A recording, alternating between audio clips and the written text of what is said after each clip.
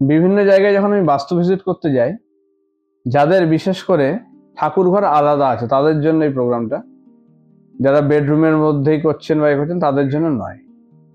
যাদের আলাদা ঠাকুর ঘর আছে তাদের ক্ষেত্রে আমি দেখি যে ওই ঠাকুর ঘরের মধ্যেই আরও কিছু জিনিস তারা কিন্তু রেখে দেয় নিজের ভুলেই, যেগুলো তারা ভাবে হয়তো এগুলো রাখা যায়, কিন্তু সেগুলো আদৌ রাখা চলে না, এবং যার ফলে কিন্তু তার বাড়িতে বিভিন্ন রকম প্রবলেম, অশান্তি, ঝামেলা, নানা রকম ক্ষতি ডেকে আনে।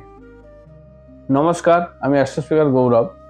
আপনার ঠাকুর ঘরে এই জিনিসগুলো আছে নাকি দেখে নিন, বা এই ফটোগুলো বিশেষ করে যেই থাকে আজই সেগুলো সরান, না হলে কিন্তু আপনার বাড়ির ভয়ঙ্কর বিপদ আপনি ডেকে আনছেন।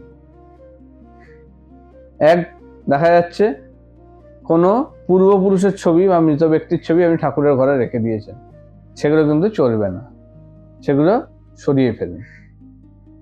আপনার অন্য ঘরে রাখুন দক্ষিণ দিকের দেওয়ালে, তাতে সেটা ভালো ফল দেবে।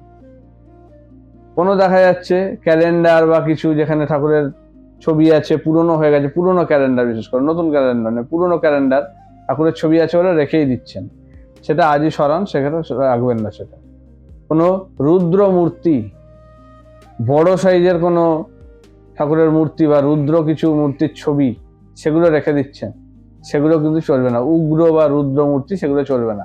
সবসময় হাস্য বা স্মিত চেহারার যেগুলো ছবি, সেগুলো কিন্তু আপনার ঠাকুর ঘরে রাখা উচিত। তাতে কিন্তু বাড়ির সুখ শান্তি বজায় থাকবে, কল্যাণ করবে।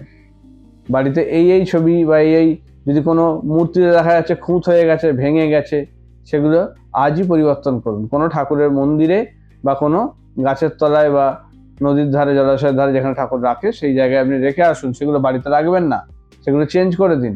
একই ঠাকুরের একাধিক মূর্তি, একাধিক ছবি টবি বাড়িতে রাখবেন না, এগুলো কিন্তু বাড়ির বাস্তুদোষ ডেকে আনে। তাহলে এই জিনিসগুলো কিন্তু অ্যাভয়েড করুন। বাড়িতে এই ধরনের ছবি, মূর্তি এগুলো রাখবেন না। যেমন পঞ্চমুখ হনুমান, সেটা কিন্তু ঠাকুর ঘরে রাখা কিন্তু খুব একটা ভালো নয়।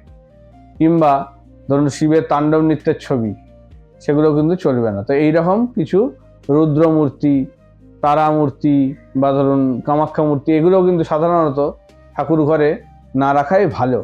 কারণ এগুলো হচ্ছে তন্ত্রের দেবী, এদের প্রতিদিন বিশেষ উপাচারে পূজা না করতে পারলে সেটা কিন্তু বাড়ির জন্য প্রবলেম ডেকে আনতে পারে। তাদের নিয়ম নিষ্ঠা মেনে যদি করতে পারেন ঠিক আছে, না হলে কিন্তু এগুলো না রাখাই ভালো। আজই এগুলো ঠিকঠাক করে নিন, নিজেরা ভালো থাকুন। নমস্কার।